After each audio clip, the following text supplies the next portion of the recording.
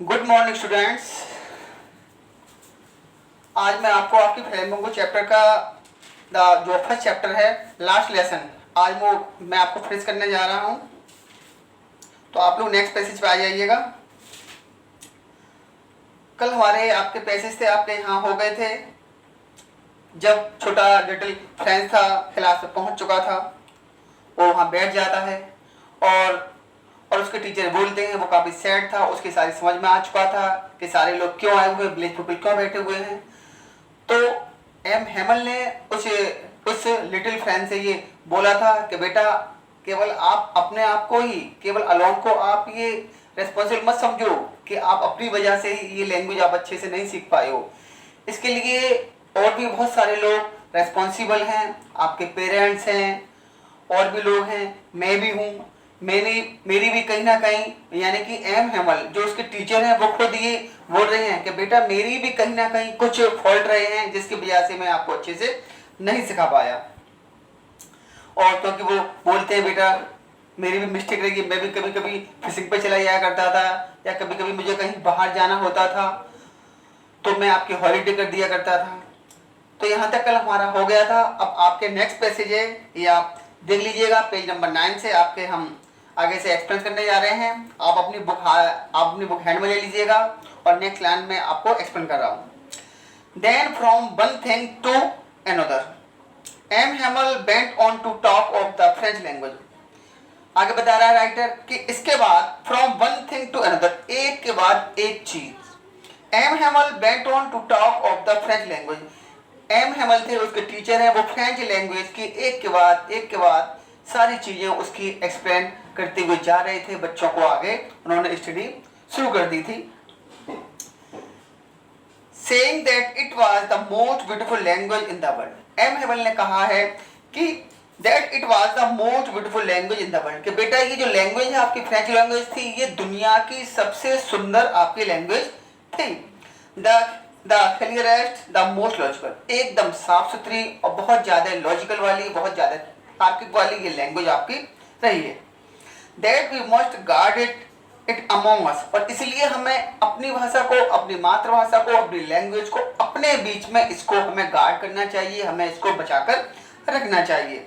And never forget it, और हमें अपनी लैंग्वेज को, अपनी मदर टंग को कभी भी भूलना नहीं चाहिए।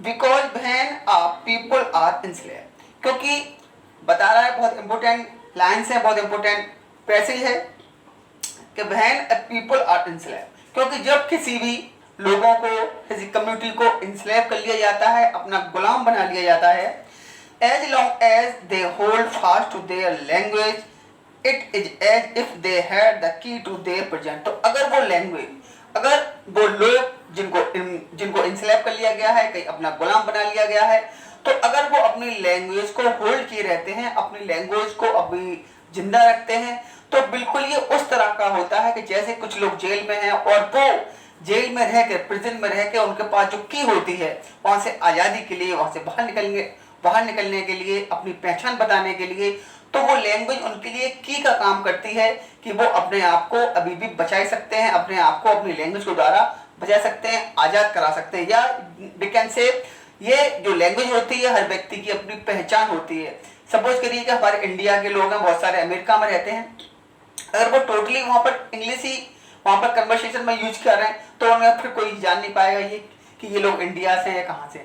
अगर वो वहाँ से वो वहाँ हिंदी लैंग्वेज यूज करते हैं तो वो हिंदी कम्युनिटी में आ जाते हैं, तो वहाँ लोग जान जाते हैं। अगर हम कहीं भी दुनिया के किसी भी कॉर्नर में जाकर अगर हम अपनी मदर टंग यूज करते हैं, अपनी लैंग्वेज हिंदी भाषा बोलते हैं अगर हम, तो लोग पहचान जाते हैं कि हाँ ये लोग इंडियन हैं। जैसे कि आपने देखा होगा गवर्नमेंट भी बहुत सारे रीजनल, जो बहुत सारे आपके अरुणाचल में या जो हिमाचल में जो स्कूल्स हैं वहां पर भी आपके मदर टंग पढ़ाई जाती है। जैसे आपने देखा होगा साउथ में, देखा होगा आपने साउथ की मूवी वगैरह देखी होंगी, आपने तो हिंदी में कन्वर्टर देखी होंगी। जो साउथ की मूवी होती है वो अपनी ही लैंग्वेज में, केरल में या आपकी मलयालम में, उस लैंग्वेज में वहाँ की कन्वर्ट की या वो उसमें बनती हैं, लेकिन हम लोगों को समझाने के लिए वो हिंदी में कन्वर्ट कर दी जाती हैं। तो वो अपनी लैंग्वेज को, ये होती है मदर टंग। तो बता रहे हैं एम हेमल के बेटा ये जो आपकी मदर लैंग्वेज होती है, आपकी मदर टंग होती है, ये आपके लिए एक, अगर जब कभी भी हम गुलाम बन जाते हैं तो आपके लिए उस रीजन की तरह काम करती है जिससे आप अपनी पहचान को बता सकते हैं। आगे बता रहे हैं, then he open a grammar, फिर उसके बाद उन्होंने ग्रामर की बुक को ओपन कर लिया and read us our lesson, और उसके बाद वो हमसे हमारे चैप्टरों को पढ़ाने लगे, ग्रामर पढ़ाने लगे। I was amazed to see how well I understood it. छोटा सा बच्चा बता रहा है कि मुझे इस बात पे काफ़ी अमेज हो रहा था, मुझे काफ़ी सरप्राइज हो रहा था कि मैं कितने अच्छे से आज मेरी समझ में आ रहा था, मुझे हर चीज़ बहुत ही अच्छे से अंडरस्टूड हो रही थी। All he said seem so easy so easy. जो भी मिस्टर हैमल आज पढ़ा रहे थे वो मुझे सब कुछ आज इतना इजी लग रहा था, मुझे एक एक बात टीचर की मुझे बहुत ही समझ में आ रही थी। आई थिंक टू, मैंने ये भी सोचा, that I had never listen so carefully. तो मेरे मन में एक बात ये भी आती है कि आज मुझे इतनी अच्छी से समझ में क्यों आ रहा है, सारा कुछ समझ में आ रहा है। तो बता रहा है मैंने ये सोचा कि शायद आज I had never listen so carefully, कि हो सकता है आज से पहले मैंने कभी इतनी मन से सुना ही ना हो। ये भी तो होता है, कभी कभी टीचर बच्चों को पढ़ाते हैं तो बच्चों का माइंड कहीं और कहीं होता है, बच्चों को समझ में नहीं आता, बच्चे का इस तरह समझ में नहीं आया। तो तो आज छोटा है, तो आप जो छोटा बच्चा है वो ये सोच रहा है, वो मन में सोच रहा हो सकता है आज से पहले मैंने कभी क्लास यहाँ जो हमारे टीचर है एनुअल क्लास को हो सकता है कभी भी अच्छे से सुना ही ना हो। And that he had never explain everything with so much patience. और उसके मन में एक बात ये भी आ रही है कि हो सकता है हमारे टीचर ने आज से पहले कभी इतने पेशेंस के साथ कोई चीज़ एक्सप्लेन ही ना की हो सकता है वो अच्छे से एक्सप्लेन नहीं कर रहे हो इसलिए मुझे समझ में ना आता हो, या हो सकता है कि मैंने ही कभी टीचर की बात को ध्यान से ना सुना हो। तो ये दोनों बातें उसके मन में आ रही हैं। It seem almost as if the poor man wanted to give us all he knew before going away. मुझे ऐसा लग रहा था कि लगता है जो हमारे टीचर हैं एम हैमल हैं, उनको पुअर मैन बोल रहा है वो, कि ये ऐसा लग रहा है मुझे आज इनको समझाने का इनका मेथड देख के कि लगता है ये जो सब कुछ जितना भी जानते हैं ये सब कुछ आज अपनी इस क्लास में सब कुछ हमें सिखाना चाहते हैं, आज ये पूरा का पूरा आज हमको पढ़ा के जाना चाहते हैं। बिफोर गोइंग अवे यानी कि जाने से पहले हमारे टीचर हैं वो सब कुछ जितनी भी नॉलेज है उनके पास वो हमें देकर जाना चाहते हैं। And to put it all into our heads at one stroke. और साइड टीचर एम हैमल हैं वो एक ही झटके में इन वन स्ट्रोक एक ही बार में सारी अपनी नॉलेज हम सब लोगों के माइंड में डालना चाहते हैं। नेक्स्ट पेज पे आ जाते हैं हम आपके। After the grammar we had a lesson in writing. Grammar के स्टडी के बाद हम बता रहे हैं we had a lesson in writing, हमको फिर एक राइटिंग में आगे का वर्क दिया जाता है राइटिंग सेक्शन में। That day M Hamel had new copies for us. उस दिन जो एम हैमल थे हमारे लिए न्यूज कॉपीज लेके आए थे, written in a beautiful round hand, और बहुत ही सुंदर राइटिंग में वो लिखी हुई थी। फ्रांस अल्सेज उसमें लिखा हुआ था France Alsace. They looked like little flags floating everywhere in the school room. ऐसा लग रहा था कि जैसे कि स्कूल में they looked like little flags floating everywhere, ऐसा लग रहा था कि वो पूरे स्कूल में फ्लैग्स फ्लोटिंग एवरीवेयर, पूरे स्कूल में वो एक फ्लैग्स की तरह पूरे स्कूल में फ्लैगिंग कर रहे हैं, फ्लोटिंग कर रहे हैं। इन the school room hung from the rod at the top of our desk. और ऐसा लग रहा था कि आज हमारे डेस्क पे एक रॉड के साथ वो सारे फ्लैग थे, वो सब कुछ लटकी हुई थी। You ought to have seen how everyone set to work। बता रहा है कहाँ चला गया? You ought to have seen, आप ये देख सकते हैं how everyone set to work, कि हर कोई कैसे अपने अपने काम में लगा हुआ था। आप ये देख सकते हैं कि सारे स्टूडेंट जितने भी लोग उस क्लास में बैठे हुए थे वो सब कुछ अपने काम में लगे हुए थे, सब लोग अपनी स्टडी में लगे हुए थे। one set to work and how quiet it was। और पूरी क्लास जहाँ हमेशा शोर रहता था, सारे लोग उधम करते रहते थे, आज वो कितना क्वाइट हो चुका है, कितना शांत हो चुका है। The only sound was the scratching of the pens over the paper। बता रहा है केवल only sound, अगर उस रूम से कुछ आवाज आ रही थी तो केवल पेन स्क्रैचिंग, तो केवल पेन को चलने की ही आवाज आ रही थी। जो लोग जो भी वहां बैठे हुए थे, स्टूडेंट थे या पीपल थे, जो भी वो पेन पे कॉपियों पे कुछ लिख रहे थे, तो पेन जो जब चलता है पेन पे तो कुछ साउंड जनरेट करता है। तो बता रहा है वहां इतनी शांति थी, केवल पेन के चलने की ही आवाज वहां पर सुनाई दे रही थी। वंस सम बीटल्स फ्लू इन, और एक बार या कभी कभी कुछ जो कीड़े मकोड़े थे या मक्खियां वगैरह थी वो फ्लू इन कभी कभी उड़ जाती थी, उनकी आवाज आया करती थी। But nobody paid any attention to them. लेकिन अगर वहां कुछ हाउस फ्लाई टाइप की कुछ बीटल्स वगैरह थे तो वो उड़ रहे थे, उनके साउंड भी आ रही थी, लेकिन कोई भी स्टूडेंट वहां पर जो वहां बैठे हुए थे स्टूडेंट्स वो उन चीजों पे अटेंशन नहीं कर रहे थे। मतलब काफी ये कहना चाहता है कि पूरी class, whole class full patience के साथ अपने अपने काम में लगी हुई थी। Not even the littlest one, मतलब छोटी सी छोटी, मतलब हर चीज, मतलब किसी भी घटना पे वो अटेंशन नहीं कर रही थी। Who work right on tracing their fishhooks as if they that was French too. बिल्कुल ऐसा लग रहा था कि जैसे कि बिल्कुल ये बता रहे हैं कि बिल्कुल इतना अटेंशन से कर रहे थे, जैसे कि आपने देखा होगा कुछ लोग फिशिंग करने के लिए जाते हैं, मछली पकड़ने के लिए जाते हैं, तो एक आपका हुक होता है, कांटा बोलते हैं उसे, फिश हुक बोलते हैं उसको, वो पानी में डाल देते हैं। तो वहां देखते हैं जैसे उसमें फिश फंसती है तो उसको भी लकड़ी वगैरह होती है, वो डिप हो जाती है।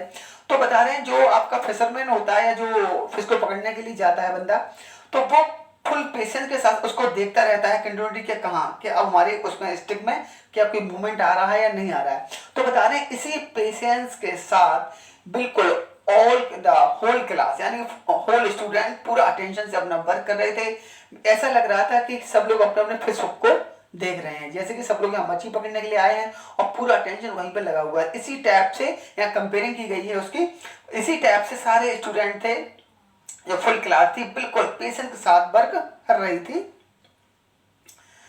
As if that was French too, ऐसा लग रहा था कि जैसे कि वह भी फ्रेंच था, कि लग रहा था कि वो भी फ्रेंच है। On the roof the pigeon could very low, और छत पे बता रहे हैं जो हमारे पिजन थे, कबूतर बैठे हुए थे, कूड वेरी लो, वो भी काफी हल्की हल्की आवाज में गुड अपना कर रहे थे। And I thought to myself, और इसलिए उन पिजन्स की और कबूतर की साउंड को सुनने के बाद मैंने अपने मन में सोचा, will they make them sing in German even the pigeon. तो क्या यहाँ पर रूल लागू हो गया है, ये हमारे ऑर्डर आ चुका है कि आज से यहाँ पर जर्मन लैंग्वेज ही बोली जाएगी। तो क्या वो लोग अब क्या जो जर्मन लैंग्वेज है, क्या जो हमारे पिजन है, कबूतर है, क्या वो भी जर्मन लैंग्वेज में ही गाएंगे? अब जो वो गुटरगू करेंगे तो क्या वो भी गुटरगू करेंगे, वो भी जर्मन लैंग्वेज ही बोलेंगे? क्या छोटा बच्चा है, इस टाइप की फीलिंग्स के मन में आ रही है कि क्या ये एनिमल पे भी फाउंडेशन हो जाएगा कि उनको भी अब अपना जो भी अपना सिंगिंग करना है या कुछ कू करना है तो वो भी क्या जर्मन लैंग्वेज में ही करेंगे? Whenever I looked, next page पे जाइएगा। Whenever I looked up from my writing, I saw M. Hamel sitting motionless in his chair and gazing first at one thing. जब राइटिंग वर्क मुझे दिया गया था तो उसके बाद कभी कभी अगर मैं थोड़ा सा ऊपर अपनी लुक अब थोड़ा बीच बीच में मैं देख लिया करता था, मैं अपने टीचर को एम हेमल को, तो देखता था वो I saw M Hamel sitting motionless. जो एम हेमल थे वो बिल्कुल मोशनलेस बैठे हुए थे इन हिज चेयर, अपने चेयर पे, and gazing first at one thing, और वहां पर हर चीज को, एक एक चीज को, जो रूम में जितनी भी चीजें थी हर चीज को गेजिंग करके या कंटिन्यूटी के साथ देख रहे थे या घूर के देख रहे थे या हर चीज को नोटिस कर रहे थे। देन एट अनदर, एक चीज पर पहले देखा करते थे फिर दूसरी चीज पर देखा करते थे, यानी कि हर चीज को वो बहुत ही बारीकी के साथ बहुत ही ध्यानपूर्वक वहां पर वो देख रहे थे। As if he wanted to fix in his mind just how everything looked in that little school room. ऐसा लग रहा था कि ये यहाँ की हर चीज को अपनी मेमोरी में बसाकर ले जाना चाहते हैं कि कोई चीज यहाँ पर कैसी है, कहीं बाहर जाके कभी ये बताएं। जैसे कि मैं अभी कहीं से अभी किसी अदर स्कूल में से मैं आया हूँ या किसी अदर स्कूल में कोई टीचर जाता है तो वो बताया कि वहाँ पे वो चीज़ ऐसी थी, या आप कहीं पर जाते हो घूमने के लिए तो आप भी कहीं जाके एक्सप्लेन करते हो कि ताजमहल सर ऐसा था वैसा था। तो इसी बिल्कुल इसी मैनर में वो जो आपके एम हेमल थे वो हर चीज़ को बहुत ही पेशेंस के साथ बहुत ही डीपली के साथ वो देख रहे थे। ऐसा लग रहा था हर चीज़ को अपनी मेमोरी में वो साथ ले जाना चाहते हैं। फैंसी, हर चीज के मतलब हर चीज उन्हें फैंसी लग रही थी, अट्रैक्टिव लग रही थी, आकर्षित लग रही थी। For 40 years he had been there in the same place, क्योंकि लगभग 40 years से, लगभग 40 सालों से वो वहीं पर उसी जगह पर वो थे या उसी जगह पर टीचिंग कर रहे थे। With his garden outside the window and his class in front of him, उनके सामने विंडो के बाहर उनका गार्डन था, and his class in front of, उनके बाहर देख रहे थे तो उनका गार्डन दिखाई देता था, और उनके सामने अंदर उनको उनकी क्लास दिखाई दे रही थी। जस्ट लाइक दैट, बिल्कुल सब कुछ ऐसा ही था। Only the desk and benches had been born smooth, सब कुछ वैसे ही था जैसे 40 ईयर्स पहले वो आए थे, तो सब कुछ वैसे ही था। हाँ, बता रहे हैं अगर कुछ चेंजिंग आ गई थी तो बस केवल ये चेंजिंग आ गई थी, some desk and benches had been born smooth, क्योंकि जो आपने देखा होगा जब हम जब हम एक ही सीट पर बैठे रहते हैं तो बहुत सारी वो स्मूथ हो जाती है, चिकनी हो जाती है, कुछ घिस जाती है। तो बता रहे हैं कुछ डेस्कें हैं, कुछ टेबल्स वगैरह हैं, वो थोड़ी सी घिसकर थोड़ी सी आपकी चिकनी हो गई थी, स्मूथ हो गई थी एकदम। The walnut tree in the garden but holler, और जो बाहर उनके एक वॉलनट ट्री लगा हुआ था, वॉलनट कहते हैं अखरोट को, आपने देखा हुआ अखरोट होता है, बादाम अखरोट इस टाइप के ड्राई फ्रूट्स वगैरह में आता है, तो उसका जो छोटा प्लांट उन्होंने लगाया था बाहर, अब वो काफी लंबा हो गया था, वो प्लांट काफी बड़ा हो गया था। एंड द होप बाइन that he had planted himself, और वहां पर एक होप बाइन की बेल, एक आपका प्लांट होता है, बेल होती है आपकी, गुच्छ वगैरह होता है, आपने देखो गुच्छ वगैरह काढ़ा आड़ा पीते हैं कभी कभी लोग, तो इस टाइप की उन्होंने बेल लगाई हुई थी, प्लांट होता है आपका, that he had planted him, जो उन्होंने खुद लगाई थी। Twined about the window to the roof, वो काफी बड़ी हो गई थी और वो छत पर चढ़ गई थी। How it must have broken his heart to leave it all, और इन सब चीजों को छोड़कर, मतलब बता रहे इन सब चीजों को छोड़कर उनके जाने का बिल्कुल मन नहीं हो रहा था। लिटिल वैन सोच रहा है कि इन सब चीजों को छोड़कर अगर वो आज जाने की कह रहे हैं तो जरूर इनका दिल कहीं ना कहीं ब्रोकन हो गया होगा, इनका दिल टूट रहा होगा। पुअर मैन, बेचारा आदमी। To hear his sister moving about in the room above, ऊपर जो उनकी सिस्टर थी वो शायद कुछ पैकिंग वगैरह कर रही थी, तो उन्होंने सिस्टर की उन्होंने आवाज भी सुनी। पैकिंग देयर ट्रंक, और वो शायद ये कह रही थी कि हाँ शायद उनको पैकिंग वगैरह उनके हो चुकी है या पैकिंग हो रही है। For they must leave the country next day, और उनको कल सबकी ये पूरा कंट्री है, कंट्री का मतलब वहाँ डिस्ट्रिक्ट बताए गए हैं या वो प्लेस या टाउन कह सकते हैं, जो भी जगह है उस कंट्री को, यहाँ कंट्री मीन्स देश नहीं है, होल कंट्री नहीं है, तो वो देहात, वो जगह, वो डिस्ट्रिक्ट उन्होंने कल ही छोड़ के जाना थी, इसलिए उनकी सिस्टर ऊपर पैकिंग कर रही थी तो उनको आवाज सुनाई पड़ रही थी, तो उनका दिल बता रहा है, सारी चीजों को नोटिस कर रहे थे, उनके दिल में काफी पेन हो रहा था, काफी सैडनेस हो रही थी, उनको जो सब चीजों को छोड़े जाने का जो पेन था, वो उस पेन को लिटिल फ्रेंच रियलाइज करने की कोशिश कर रहा था। But he had the, next passage है आपका, but he had the courage to hear every lesson to very last, लेकिन टीचर में एक बात बहुत ज्यादा अच्छी थी, but he had the courage to hear every lesson to the last, क्या उनके अंदर इतनी हिम्मत थी कि हर लेसन को जो भी उन्होंने बच्चों को दिया गया है वो लास्ट तक बच्चों से सुनने का उनमें एक हिम्मत थी, एक पेशेंस था। आफ्टर द राइटिंग सेक्शन को कंप्लीट होने के बाद we had a lesson in history, हमको राइटिंग सेक्शन का होने के बाद हमको फिर हिस्ट्री में एक नया लेसन या न्यू वर्क हमको प्रोवाइड किया गया। And then the baby chanted their ba be bu bo बू, इसके बाद छोटे छोटे बच्चे थे वो अपना रिपीटेशन करने लगे, अपना रिसाइटेशन करने लगे, बा बी बो, जैसे आपने पढ़ा होगा ए बी सी डी जो भी होती है जो हमारे इंग्लिश में चलती है या छोटा बड़ा आपके चलता है हिंदी में, तो वहाँ फ्रेंच लैंग्वेज में जो भी वहाँ पर लैंग्वेज है वो बच्चों ने वहाँ पर अपने रिसाइट करना शुरू कर दी। Down there at the back of the room old Hauser, बताना है down there in the back of the room, और उस रूम में हमारी क्लासरूम में जो पीछे जो ओल्ड हाउजर बैठा हुआ था, had put on his spectacled, and वो जो हाउजर बैठा हुआ था उसके हाथ वो क्या बता रहे हैं, put on his spectacled, put on means होता है पहन लेना, उसने अपना चश्मा था वो पहन लिया था, क्योंकि उस टाइम वो जो चश्मा था वो उसने अपनी बुक पे रख लिया था, लेकिन उसने अब चश्मा अपना पहन लिया था। And holding his primer in both hand, और उसने जो उसकी एलिमेंट्री बुक वगैरह थी, जो भी बुक लेके आया था उसने वो हाथों में पकड़ ली थी। Spell the letters with them, और उनको स्पेल कर रहा था उन वर्णों को जो भी उसमें बुक में लिखा हुआ था, जो टेक्स्ट बुक लेके आया था वो प्राइमरी लेवल की, तो उसको वो एक्सप्लेन कर रहा था, इस पे आपका स्पेल कर रहा था, जो भी उसमें लगा हो उसको बोलने की कोशिश कर रहा था। You could see that he too was crying. छोटा लड़का ये बता रहा है कि आप ये नोटिस कर सकते हैं कि वो ओल्ड हाउजर, वो बूढ़ा हाउजर भी रो रहा था। His boys tremble with emotion, और उसकी जो बॉयज थी वो ट्रेम्बलिंग कर रही थी इमोशन में, उसकी जो रोना था उसका वो लड़खड़ा रहा था। कभी कभी हमने देखा है, कभी बहुत ज्यादा रोते हैं तो बहुत ज्यादा हमारी सिसकी टैप से आ जाती है, तो इसी टैप से उसके मन में इमोशन था। And it was so funny to hear him, और उसके रोने को देखकर, उसकी रोने की ट्रेम्बलनेस को देखकर, उसके साउंड को देखकर बता रहे it was so funny to hear him, उसको उसके रोने को देखकर हमें काफी हंसी आ रही थी, काफी फन लग रहा था। That we all wanted to laugh and cry, ऐसा लग रहा था कि जैसे हम हंसना, सब लोग हमें जोर की हंसी आ रही है, हम हंसना चाहते हैं और रोना भी चाहते हैं। हंसी इस बात पर आ रही थी वो जिस टाइप से रो रहा था, जिस टाइप से पढ़ने की कोशिश कर रहा था, कुछ वो अपने उसका साउंड ट्रेमलिंग कर रही थी, लड़खड़ा रहा था वो रोते रोते, और उसको एक दुख भी था। तो बता रहे हमें हंसी, कि हमें हंसी भी आ रही थी और रोना भी आ रहा था। How well I remember it, oh कितना ये सब कुछ मुझे कितनी अच्छी तरीके से मुझे याद है।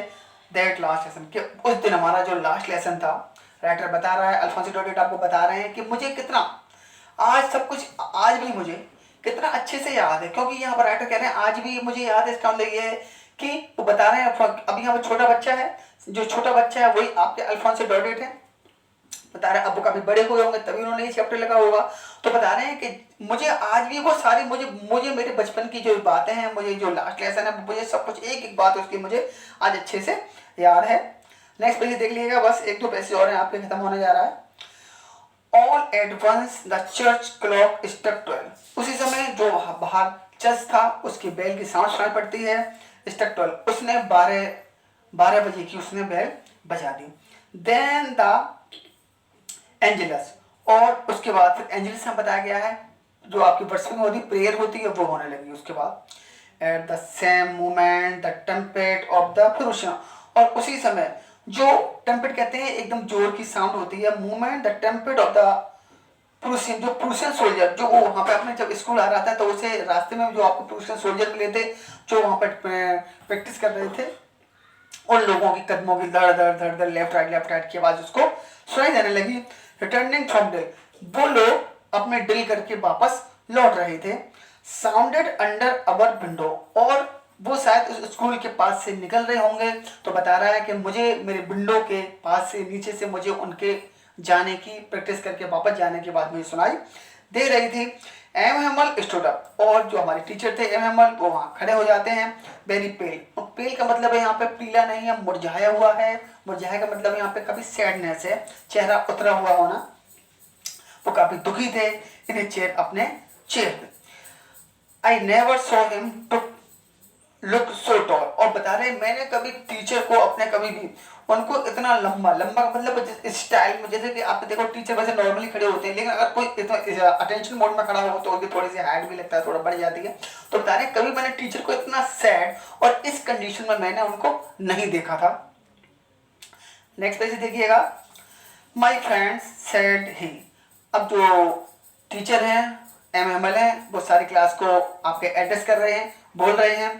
सेड ही, आई, उनकी आवाज में भी लड़खड़ा रहे हैं, वो कभी टाइम नहीं कर रहे हैं, बोलने की कोशिश कर रहे हैं लेकिन बोल नहीं पा रहे हैं, कह रहे हैं मैं, बट समथिंग चौक, लेकिन वो कुछ बोलना चाहते थे कि बेटा मैं, लेकिन कुछ बात ने, कुछ चीज ने उनके गले को एकदम चौक कर दिया, कुछ वो अपने वर्ड को वहीं की वहीं चौक कर दिया, स्टॉप कर दिया, वो कुछ बोल नहीं पाए। Actually he was unable to speak clearly, he could not go on, वो कुछ नहीं बोल पाए। Then he turn to the blackboard, और जब वो हमारे सामने थे, बिल्कुल फ्रंट में थे, फेस टू फेस थे, वो कुछ नहीं बोल पाए, तो वो फिर पीछे घूम जाते हैं, अपना फेस होता है वो बोर्ड की तरफ पीछे वो अपना टर्न कर लेते हैं। Took a piece of chalk, और एक चौक का टुकड़ा उठा लेते हैं। And bearing on with all his mind, और अपनी माइंड कहते हैं यहाँ पे शक्ति है, पावर है, एनर्जी, और पूरी अपनी एनर्जी को, पूरी पावर को अपना एक साथ करके स्टोर करके ही wrote as large as he could, उन्होंने कुछ बोर्ड पे लिख दिया, बड़ी हिम्मत के साथ, बहुत ही कोशिश करने के बाद उन्होंने बोर्ड पे कुछ लिख दिया। बाइबल लॉन्च फ्रांस, बाय ला फ्रांस, उन्होंने बोर्ड पे लिख दिया बाय ला फ्रांस कि कुछ वर्ड्स लिखे उन्होंने बाय ला फ्रांस। फ्रांस का मतलब है फ्रांस हमेशा, फ्रेंच लैंग्वेज हमेशा अमर रहे, सदा ये लैंग्वेज हमारी जीते रहे, अमर रहे। बस स्टूडेंट, अच्छा आगे और है, बाइबल फ्रांस का फ्रांस का मतलब फ्रांस आपके अमर रहे, यानी कि जुग जुग जुगो, बहुत सारे बच्चे बोल देते हैं, कभी हम चाहते हैं कि बेटा खुश रहो हमेशा जुग जुग जुग, तो इस टाइप लिख दिया उन्होंने बाइबल फ्रांस, यानी कि फ्रांस आपकी अमर रहे, यानी कि जो फ्रेंच लैंग्वेज है वो हमेशा कभी भी फेल ना हो पाए, हमेशा चलती रहे।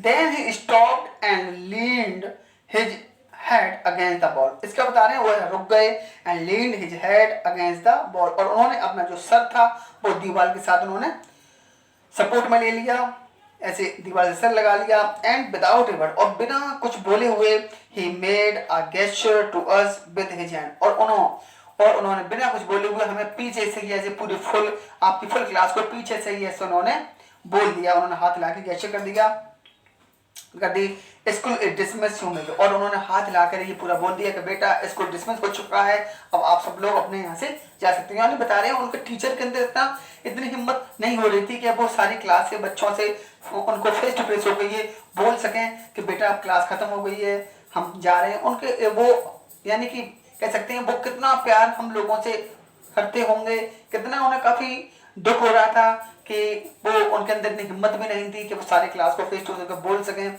कभी कभी आपने देखा होगा कि जब हम ज़्यादा सैड होते हैं तो हम किसी के साथ फेस नहीं कर पाते हैं, कोई बच्चा रो रहा होता है उससे कहा चलो आपको सर ने बुलाया है, तो बच्चे कहते नहीं हम सर के पास नहीं आए, हम उनसे कुछ नहीं बोल पाए। इसी टाइप का जो एक दर्द भरा डर था उनके अंदर, वो उनमें इतनी हिम्मत नहीं हो पा रही थी। जो इतना स्ट्रिक्ट टीचर था आज वो कितना सॉफ्ट हो चुका था, पूरी क्लास को उन्होंने ऐसे बोल दिया कि बेटा ठीक है पूरी क्लास खत्म हो चुकी है, आप जाइए। तो ये आपका चैप्टर है, ये मैंने आपको आज आपका फिनिश कर दिया है। कितना स्टूडेंट इस वीडियो से स्टडी कर रहे हैं वो नीचे अपना जो आपका यूट्यूब जो आप अपना वीडियो देखते हैं ये मेरा, इसके नीचे आप जाएंगे स्वाइप करेंगे तो नीचे आपका कमेंट वाला ऑप्शन आता है, उसमें आप अपने नेम लिख सकते हैं, या कहीं कोई लाइन आपको अच्छे समझ में नहीं आई हो तो आप वो वहाँ पे मुझे पैसे नंबर बता सकते हैं, तो वो मैं आपको फिर आपको नेक्स्ट वीडियो में आपको एक्सप्लेन करके दे दूंगा। और कहीं भी अगर आपको कहीं कुछ समझ में नहीं आया हो तो वो भी आप कमेंट बॉक्स में आप अपना लिख सकते हैं। ठीक है, थैंक यू।